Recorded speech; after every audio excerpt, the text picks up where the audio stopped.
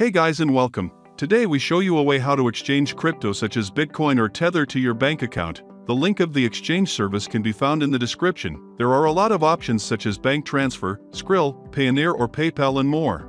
For now, we select bank transfer.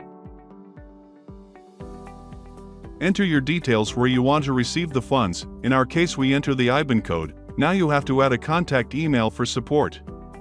When done, just continue by clicking on exchange. Send your crypto to the generated address and after the transaction is confirmed you will receive your funds on your bank account which you entered on the previous page.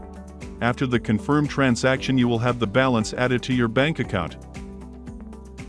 Subscribe and leave a like if this tutorial helped you out.